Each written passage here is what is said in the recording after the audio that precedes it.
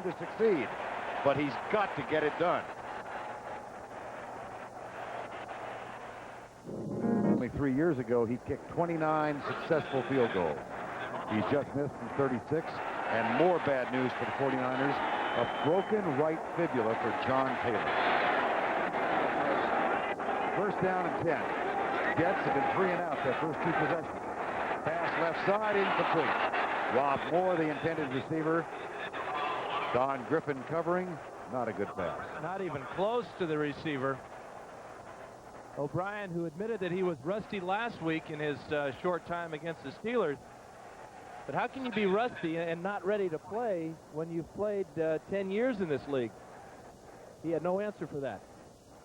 It doesn't correct the problem, but let me modify the information we just gave you. It's the left fibula for John Taylor, not the right. He's given erroneous information initially. Left leg. Second down and 10. 7-0 with 5:21 to go, first quarter. Blair Thomas fights for yardage and gets across the 25 to the 27-yard line. Getting back to the Taylor injury, if there's ever a team that can handle an injury to the receivers, it's the 49ers. We saw what they did last week against the Bills when Rice went down with a concussion. Odessa Turner and Mike Sherrard stepped up real big. But what it does is the 49ers only carry 4 receivers, so they will not be able to go to a 4-receiver set with Taylor with a broken leg. It will alter their game plan, especially in nickel situations, significantly, right? Yes. Third down and 3.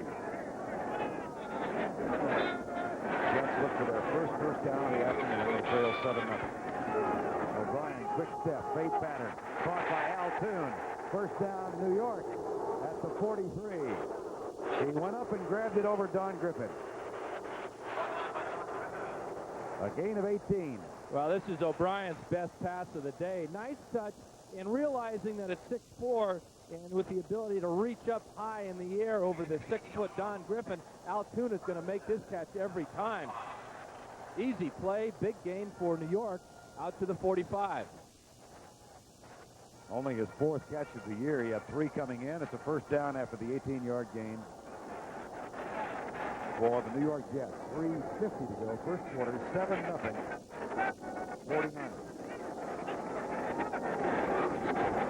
Blair Thomas. Nice game. And get back to that missed field goal by Kofer, and the 49ers were looking like they were going to go up 14-0, and or maybe at least 10-0. But the field goes off wide to the right.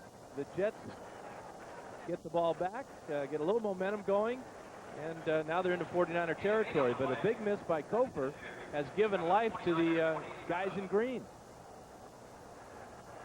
First game of our doubleheader, of course, on CBS. Most of you will see Denver, or rather Detroit and Washington in game 2. Second down and 2 after the 8-yard gain by Thomas. Thomas again goes right, tries to dart to the outside, gets a first down inside the tackle attempt of Eric Davis. So Blair Thomas, who had 66 yards in 2 games coming in. And let's take a look at the offensive line. On the right side, big Irv Eatman is going to do a nice job with a double team with Sadowski. And Thomas gets help from his wide receiver, Rob Moore, on the outside, makes one guy miss and picks up the first down. First time the Jets have been across midfield. They lost in Atlanta when Jason Starowski missed 2 field goals. They lost that one 20-17, having fallen behind by 17-0, and then they looked dismal, particularly in the second half last week in losing to Pittsburgh. O'Brien looks deep. He's not very mobile. But Mark Boyer makes the catch, and then Romanowski is right there to make the tackle. Well, that hit by Romanowski knocked his red stripe on the top of his helmet off. He drilled Boyer. Watch O'Brien dance around. This is a 2-man pattern, and both men are covered in the secondary.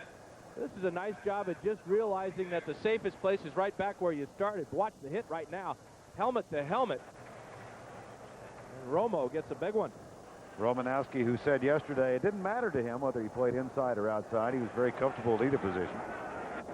So he has moved out, and Keith DeLong gets a start. DeLong held out for much of the summer. Second down and 10. O'Brien, right side, incomplete. Eric Davis belts the receiver in the small of the back, Rob Moore. Real tough grab by Moore. Tough chance. Ball overthrown. And that's tough overthrowing a guy 6'3". This is really what receivers hate. This is being called hung out to dry. Small of the back. That got the big of the back, too, I think. Nice play by Eric Davis. And it brings up a 3rd and 10. That's a home run for Eric Davis right there. Nice segue. Right, wrong guy. 3rd and 10. 1:15 to go, first quarter. 7-0 49ers lead on a Jerry Rice touchdown catch at the end of the first drive of the day. Out of the shotgun, 4-man rush. O'Brien is sacked again. Tim Harris gets it for the second time, and he's not going to shoot the 6-shooters. How many times has Ken O'Brien been tackled? That's 330 times in his 10-year career. And that's a lot. See, coming into the game with 2 today brings it up to 330. And that's in just 117 games. You look at Marino, has less sacks per game. And that's just not all the offensive line. That's knowing where to go with the ball, having the quick release, and knowing when to dump it and not take that loss. And that brings on Louis Aguiar, who can provide an adventure at the punishment spot. This is a good one. Nice and high. Don Griffin back to return it. Calls for the fair catch and grabs it at the 9-yard line. So Aguiar with a 37-yard punt, but the hang time was superb, and there was no return. 36 seconds remaining in the first quarter of play.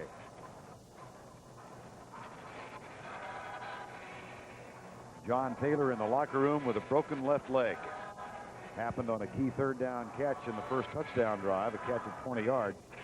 49ers are a little short-handed at tight end. Brent Jones has a bad right hamstring, so he will not play today. He's one of the inactive players along with Bill Musgrave. So the receiving position for the 49ers a little thin. Ricky Waters winds up split to the left. Jerry Rice wide right. And there's some confusion on the play. They do get the play snapped. Young settles for Mike Sherrard up near the 12-yard line. And they will rule the tackle made up at the 12, even though Sherrard was driven back. Steve Wallace chasing the loose ball out of bounds. John Taylor in the locker room with a broken left fibula, and the injury occurred on a 3rd down catch. Taylor's going to go across the middle and pay the price. Young throws it a little bit high, but it's a nice, easy catch, and then he gets drilled by R.J. Coors, and I believe that shot was right on the left leg, and that's where the break occurred. On a spectacular Sunday in September, that's the end of the first quarter with the score. The New York Jets 7-0 and the 49ers 7. As a matter of fact, they are here as guests of NFL President Neil Austrian, who is their neighbor in Greenwich, Connecticut. They're sitting in a neutral booth. They're sitting in real cheap seats, too. I mean, they're in the end zone. Here the guy's a commissioner. I mean, would the Roman emperors ever sit in the end zone over where those Lions and Christians deal? Well, Paul Tagliabue is here, the commissioner, and he is in the end zone with Neil Austrian. And they are in a neutral booth. Here's Ricky Waters slipping and falling as he cuts inside. Kyle flips it. And it'll be 3rd down. One of the unusual things about this beautiful day at the Meadowlands, there's no wind. And this is one of the hardest places to play when it's windy because of the swirling direction that the wind takes. And that's also kind of curious when you see Kofer miss so badly. He's kicking on AstroTurf, a dry field with absolutely no wind, and he didn't even come close. 3rd and 5. Amp Lee is in on 3rd down. Number 22. And here's where that nickel situation is affected by Taylor's absence. The pass into the flat for Amp Lee. Tackled short. James Hasty got him, who is one of the emotional leaders of this Jet team.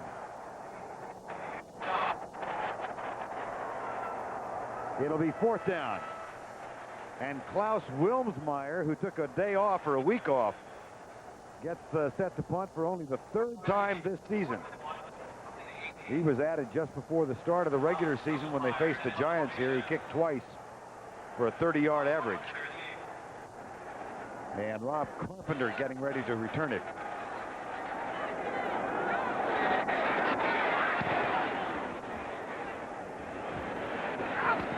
Carpenter is hit. Flag is down. I'm not sure what David Whitmore was thinking, but he was right in Carpenter's face. He was thinking seek and destroy. Those guys don't do a whole lot of thinking out there, Vern. Read and react, huh? Absolutely. Or don't even read, just react. It wasn't an interference with a fair catch. It's an interference with the period. Yeah, with catching the ball itself. Interference with the opportunity for a fair catch in the 41, 15-yard penalty, 1st down. There's the shot. It was a good shot. He got his money's worth. He got every bit of that 15 yards. That sets up the Jets at the 41-yard line. Good position. And time has been called. Left fibula. R.J. Coors on the sideline for the Jets. Yeah, a great nickname for R.J., the Silver Bullet. And he's already made his presence felt. He's the guy that hit Taylor. He's an aspiring country western singer. There's another guy who knows a little bit about music. He's a good friend of Huey Lewis and the News. Joe Montana made the trip back with the team. Eligible to come off injured reserve after the next game for the 49ers. He had to sit out 4. And that'll be the Rams at Candlestick. And you know he loves to play against the Rams. There's quarterbacks lining up around the league to get a shot at L.A.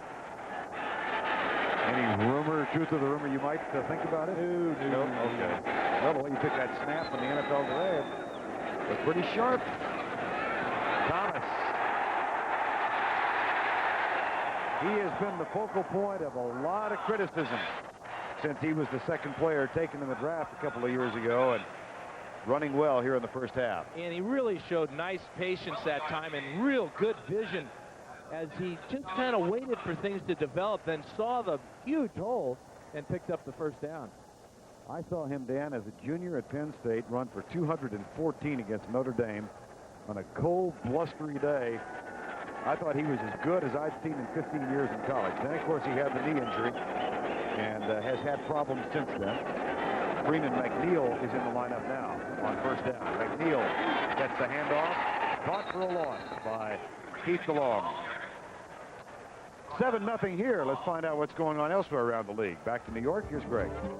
All right, Vern, at the Georgia Dome, a block punt helped set the Saints up with a 1st and goal at the 1. They couldn't punch it in. Rookie Terry Ray puts the stop on Dalton Hilliard on 4th down. They're still scoreless. 10 minutes to play in the 1st half in Atlanta. Vern? All right, Greg, 7-0 here. 12:15 to go in the 1st half, and a 2nd down and 15 for the Jets. They trail by 7. A touchdown toss, Steve Young to Jerry Rice. Mike Gopher missed a 36-yard field goal for the 49ers. The Jets haven't seriously threatened. O'Brien, Moore at the 24-yard line. And it'll be 3rd and 4 or 5. The 49er receivers get a lot of publicity, and rightly so, but this group of Toon and Moore, Chris Burkett, Carpenter, and Mathis, they call themselves 4 trees in a bush. They're all over 6'3", 6'4", except Mathis. He's the bush. He's only 5'10". 3rd and 5. 7-0. 11:25 to go 1st half. Jets trail.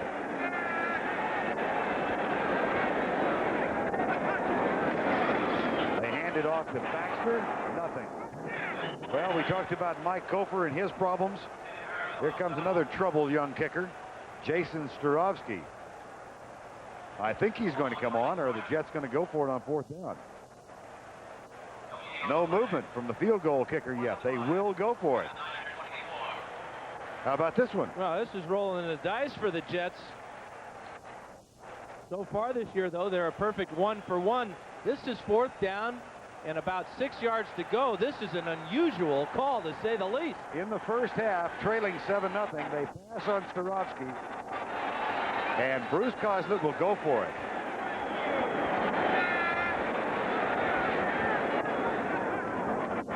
Blitzed. Thomas.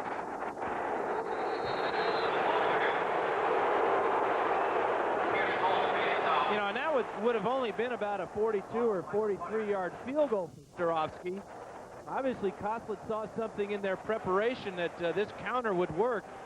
But you called it, Vern. It is a blitz. Whitmore's going to come up to the outside and close this down and force the running back, Thomas, right into the middle with all the big guys are. Did you like that play call? Not exactly. I'd have put it in the air.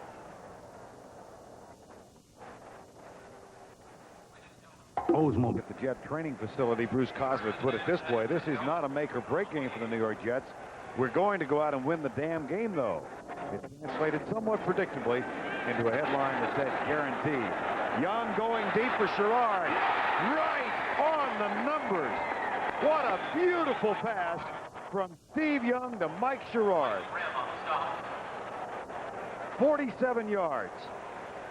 And the difference in this completion or incompletion is at the end of the play, watch Sherrard reach for the ball with his hands.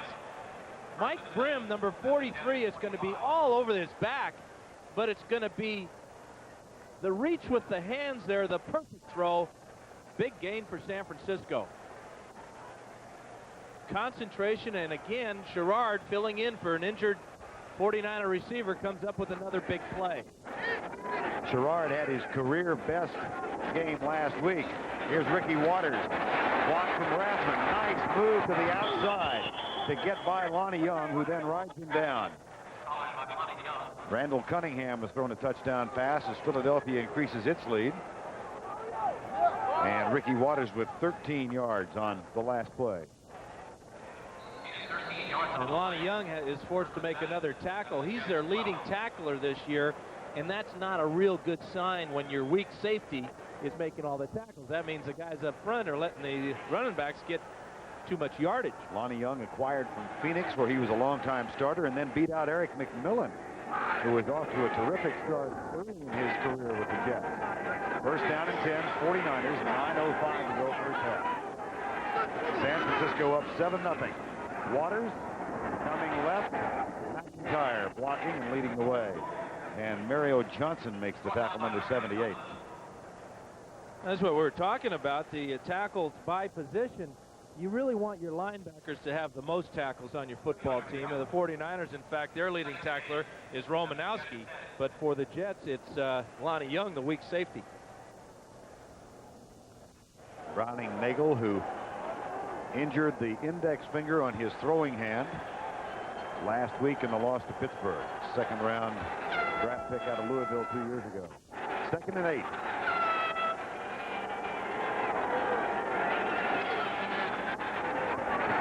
Young pumps, runs, takes it in, touchdown.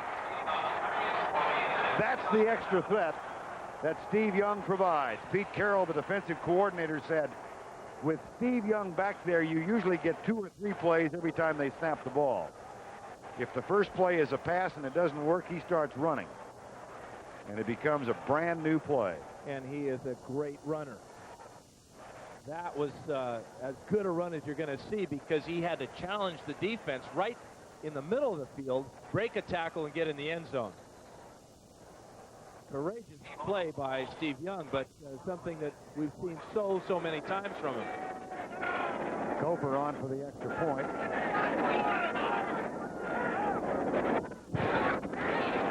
It is up, and it is good.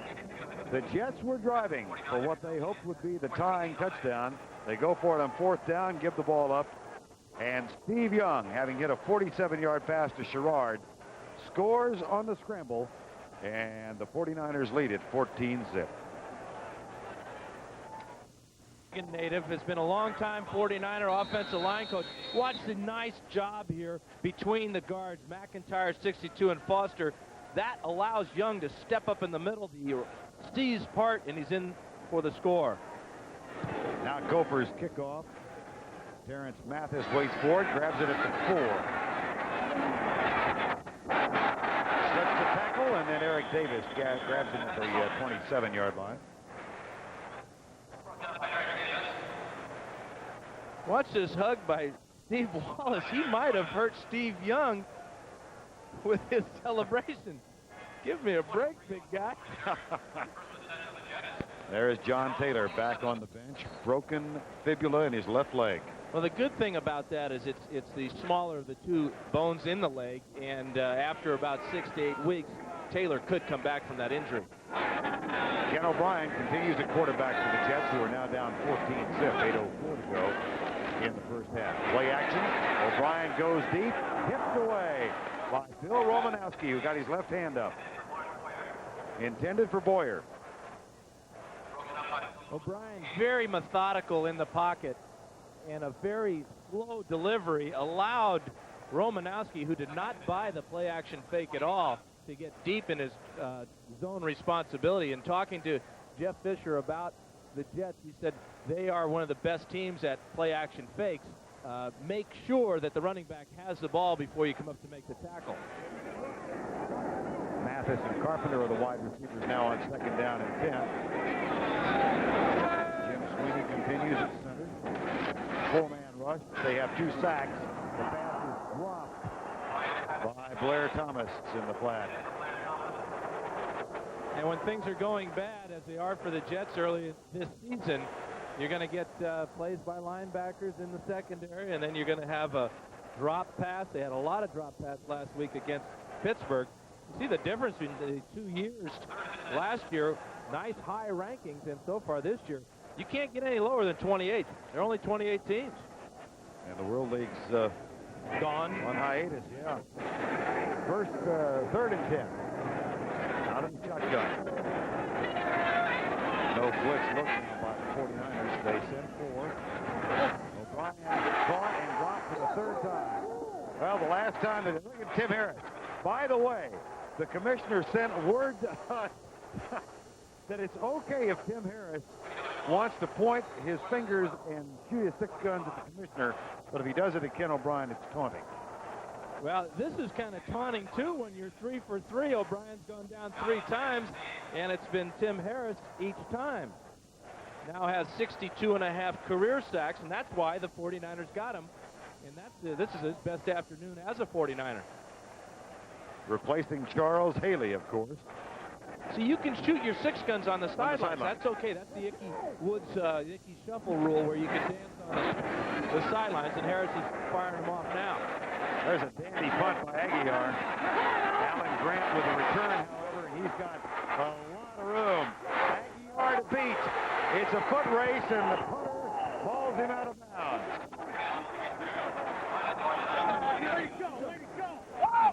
And no flags, so this one will stand, setting the 49ers up inside the 30.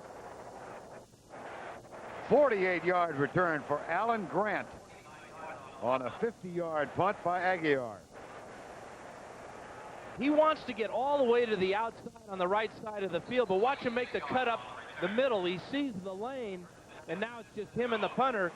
Aguiar shows real good speed, also had the angle on Grant, and takes him out of bounds. First down, 10, 49ers. They're up 14-0. Waters. Down by Joe Kelly, who's replaced Kyle Clifton at middle linebacker for the moment. Bring you up to date on the opening 49er drive of the game. Steve Young hit Jerry Rice for a touchdown to make it 7-0. Mike Kofer later missed a 36-yard field goal. Then the Jets were driving, but they opted to go for a first down on 4th and 7. And they did not make it a running play, turned the ball over to the 49ers. Young immediately hit Gerard for 47 yards and then scored a touchdown himself. 14-0 is the score. Here's Young. Oh, my! Mo Lewis had it in his midst. And that's probably the reason he's playing defense, because that one was between both hands. And then it clanged and hit the ground. Nice job of getting back in the throwing lane. But you wonder if Lewis eats with these hands. He'll never get an easier catch than that one. Put a spoonful in his ear, huh? He can't believe it. But I bet you that's not the first time that that's happened to him. And the Jets are in desperate need of a big play. 3rd and 8. Rice in motion. Young, Rathman, short of the first down at the 21-yard line. And that's going to mean Mike Kofer comes on, and what thoughts must be going through his head. Talked to him before the game, and he was quite testy, a little bit distracted. The fans were on him pretty good, as only New York fans can be. Told me, though, that he felt comfortable hitting the ball from the mid-50s as far as his range is concerned. This one will come from 40 yards out. Missed from 36, missed 2 last week. He is 2 for 6 for 1992. Steve Bono will hold. 40-yard effort. Motion. Full start. 96 on the offense before the snap. 5-yard penalty. Well, that doesn't make it any easier for Mike Kofer. No, and you know, he's looking at the goalpost right now. He's got to move back now 5 more yards. And you got to figure that the goalposts that are about 18 feet wide have got to be looking at about 2 or 3 feet wide to him. 45 yards out for Mike Kofer.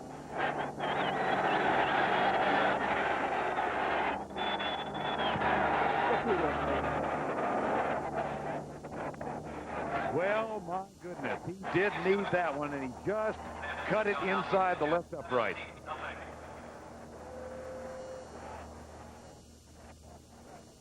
That increases the lead to 17-0. 5:32 to go. First half of play. Oh, look. Mike Kofer, who just knocked it home from 45 yards out, will kick off. And Eric McMillan turns Mathis to the deep man for the Jets, who really need to get something going. Here's Mathis at the 15. And he's down to the 23-yard line. Ken O'Brien, 3 of 8 for 29 yards, and they haven't run the ball extremely well either. Nothing seems to be going right for Coslett and the Jets. The thing that O'Brien has to do, and he's very capable of doing it, he's going to have to put the ball in the air now and take advantage of the talent that he has at the wide receiver position. I mean, Toon and Moore and Burkett are very capable of getting the Jets back into this game, but they got to do it through the air. There are the stats for the day for Ken O'Brien, and also 3 sacks, all by Tim Harris. Here comes another attempt. O'Brien avoids the tackle. Has to run it. And he's down at the 26-yard line.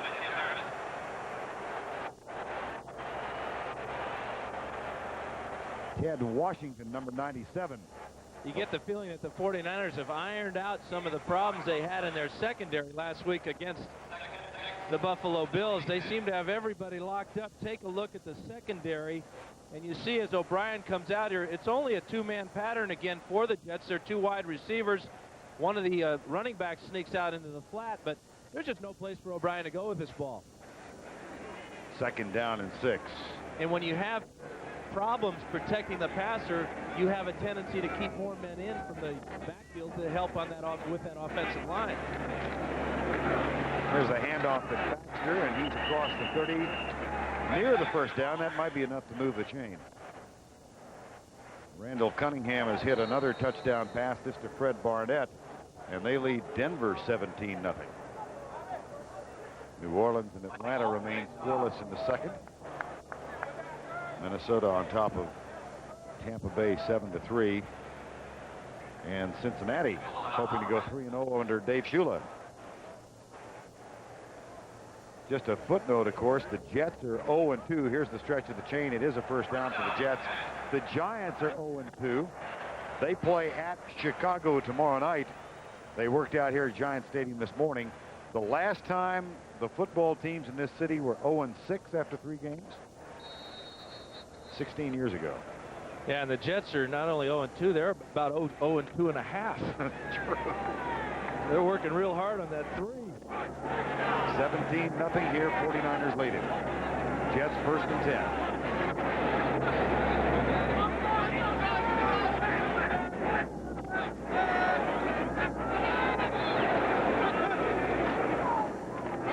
Thomas at right tackle over Harris Barton and friends. And in talking to O'Brien about the Jets' best running play, I think we just saw it, that the type of play they like to run is to go to the single back and have O'Brien look at the defense. It's called check with me, and he'll give the direction right or left at the line of scrimmage and hand the ball deep to the running back and let him find a hole behind man blocking. And let me quickly give credit to Irv Eatman and not Harris Barton. I had the wrong right tackle on the field. Barton plays a lot, but only for one team. Second down. 3:07 to go in the first half. Flag is down, so is Blair Thomas. Suspect some type of illegal motion thrown by our referee.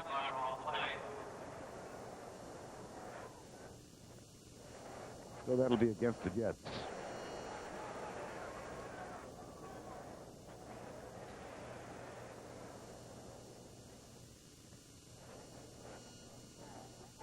Boy, it becomes eerily quiet when the home team is down 17-0, doesn't it? Illegal motion. Number 66 is going down at the snap. 5-yard penalty. Repeat second down. Dave Cadigan is the party guilty. There's the crowd. They're getting a nice suntan today, but not enjoying the football. 77,000, and our referee doesn't even need the microphone to be heard by all 77,000. Freeman McNeil checked into the lineup now on second down and 10. 17-0. 2:45 to go first half. O'Brien right side. That one's caught at the 41-yard line. Will be close for another first down. Al Toon makes the grab, number 88. You know, I think the Jets can do that pretty much as much as they want, because with a 17-0 lead, the 49ers are going to play it very conservatively and play a lot of zone and give up those intermediate passes. The problem the Jets have now is we're getting down to under 2 minutes left in this first half, but they just don't have a sense of urgency. There's no tempo going yet. 5 seconds in the 2-minute warning. Play action. O'Brien incomplete for Blair, who had room to run. Real good play selection by Coslet. Third and just a half a yard. That would have picked the first down up easily, but O'Brien was off the mark. Ken O'Brien held out this summer and then signed a contract for $1.6 million. Affirmatively, with this decision, he had the punting unit out on the field, and then he sent the regular offense back out. 4th and 1. One setback.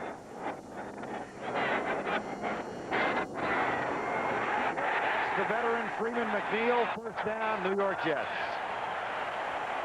Yeah, you might think that's a gutsy call. What do you got to lose? You're down 17-0. If you don't score on this drive, you might as well pack it in at halftime. Good execution on the left side, and Freeman McNeil picks up another first down. Out of the shotgun now with time expiring. Into the flat, caught by McNeil. He cuts inside John Johnson and moves across the 50 to the 49, where Eric Davis makes the tackle. Jets have all 3 of their timeouts remaining as they move into 49er territory. Bill McPherson trying to make defensive personnel changes for the 49ers, and they're confused. And Johnny Jackson, Mike Walter, was late getting on the field. And those are some of the communication problems they had last week against Buffalo as far as getting personnel out on the field and making calls. The advantage that Walter and company have today, this crowd is so quiet they could whisper to each other and be heard in that secondary. Doubleheader for you on CBS, and coming up after our game, most of you will see Detroit at Washington, a rematch of last year's NFC Championship game. Others will watch the Rams at Miami or the Phoenix Cardinals against the Dallas Cowboys. Check and see what game will be available in your area. A doubleheader on CBS here in Week 3 of the 1992 season. The Jets desperately need to get some points out of this possession at the end of the first half. If they go into the locker room down 17-0, their psyche is going to be real negative. They're going to have a real bad feeling about themselves. But conversely, if they score, they're going to say, hey, boys, we're back in this one. Just an update on another game. Vinny Testaverde of Tampa Bay hit on the right forearm and lost the feeling in his arm. He has been replaced by Steve DeBerg in their game in Minnesota. Second down and 5. 17-0. 49ers lead. O'Brien with time. Deep left side. Incomplete for Rob Moore in front of Don Griffin. It'll be 3rd and 5. O'Brien is getting better pass protection from that offensive line. But that's usually the case in these hurry-up offense situations. Defensive lines play it more loosely. They're not coming with the same amount of intensity. And the offense just seems to have a way of moving the ball. It's that old prevent defense. So many people talk about, well, it doesn't prevent the team from winning. It uses it. 3rd and 5. Blitz. Hanks hits the ball. Intercepted by Larry Roberts. And here goes Roberts, hauled down by O'Brien. It was Merton Hanks who got his left hand up and tipped the ball into the arms of Larry Roberts of the 49ers.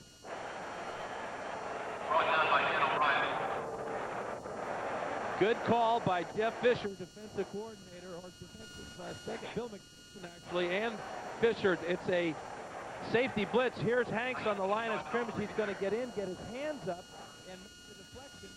And Roberts picks out of the air. Nobody blocking Hanks. O'Brien goes to the proper outlet receiver in McNeil, but the ball never gets there. And now O'Brien's got to ride this big guy down. Larry Roberts in the league since 1986. That is his first interception in the NFL. Here's Young back. Looks left. 5 times, fires it. Incomplete. Brian Washington thought he had it. Yeah, all Washington is doing is covering the best receiver in the history of the game, and Jerry Rice. Young's looking all over the field. Looks deep right. Doesn't like it over there. Now he can move around. He sees Rice. That's a good idea. Look for Rice. And Washington just cuts inside to knock it down. That brings up a 2nd down. 3 wide receiver offense. Again, John Taylor out with a broken fibula in his left leg. Young pumps once. Settles short for Rathman. Oh, boy. Oh, when that bruiser hit you. Tom Rathman came out in pregame warm-ups and had blood on his jersey before the game started. Yeah, this is during the national anthem. He's either got to check his razor, or we got to find out what's going on in that locker room. Tom Rathman, who scored 3 touchdowns on passes here in Game 1 against the Giants. Coming up on the NFL Today halftime report, Greg and Terry will have all the scores and highlights, plus a preview of the big doubleheader game between Detroit and Washington. Pat and John will talk about that rematch of last year's championship game. Here's Foster, designed run play, and Roy Foster leading Steve Young out around the right side, and did he put a block on Mike Brim? And the 49ers couldn't have called a better play for the defense that the Jets use. Watch the blitz coming here. They're coming, and Young is going to get all the way to the outside behind his big right guard, Roy Foster. There's the blitz right up the middle. You couldn't ask for a better play selection than this one, as Young takes it down inside the 10. You almost half expected him to cut back over the middle and knock Washington down, score, and spike. Gain of 17 for Steve Young with the one-man convoy of Roy Foster. And it's 1st and goal, 49ers. They're up 17-0. Young back, blitz coming, pass. Jamie Williams, touchdown 49ers.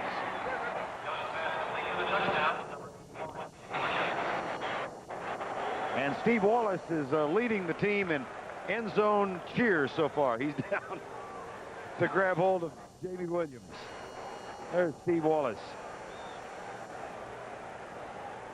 And again, the Jets are burned when they come with the blitz.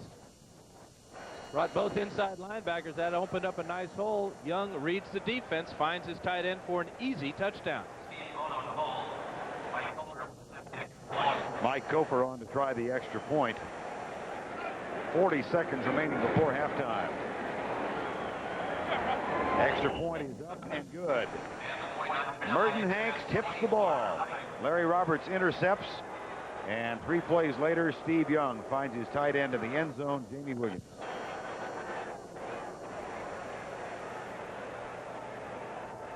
I talked to Jamie earlier in the week and asked him, well, what have you been doing to keep yourself busy?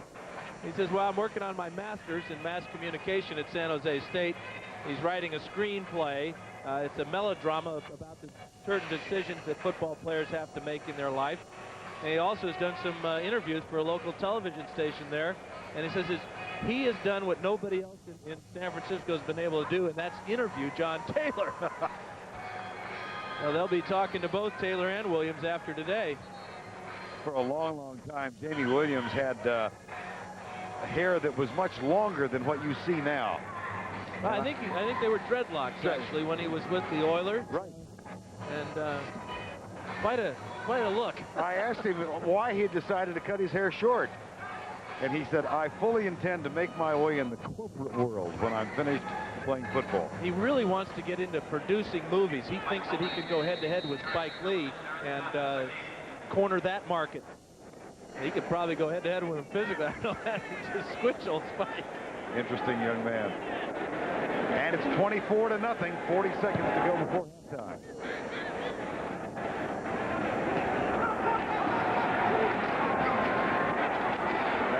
Out to the 25-yard line. And Ken O'Brien and the Jets come back on. That's a return of 24. O'Brien 5 of 13, 3 sacks, 1 interception. You know, before long, the fans are going to be suggesting to Koslett that they put Browning Nagel in. Well, Nagel has a bruised index finger on his throwing hand, but he is active, and if he does come in the game, they'll probably put him in the shotgun formation as O'Brien is in right now. Well, as far behind as they are, that might be the thing to do. Just stay in the shotgun. They're down by 24 right now. Burkett in motion. 49ers 10-3 and drop 8. And that pass is caught by Freeman McNeil.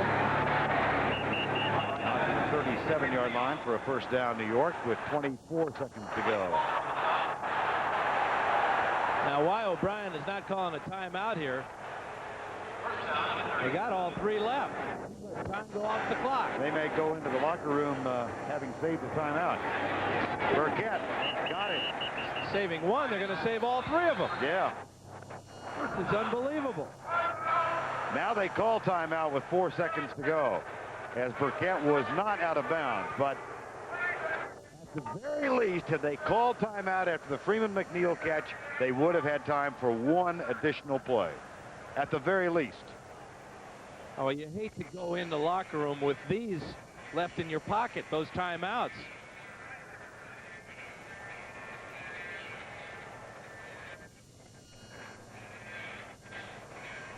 And I think Koslett just wanted to let the clock run down and go in the locker room without any further damage.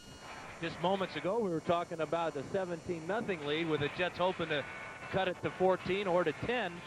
Now they're down 24-0 because of the interception by Larry Roberts.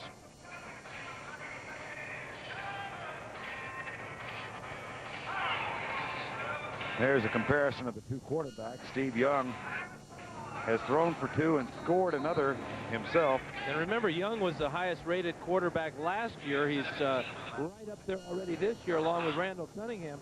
His average per attempt is about 11 yards. Normal for a quarterback is about 7 yards, so he's off to a fantastic start. Notice very quietly they put 3 seconds back on the clock from 4 to 7. Here's the alley-oop. Tipped, incomplete. And time has expired.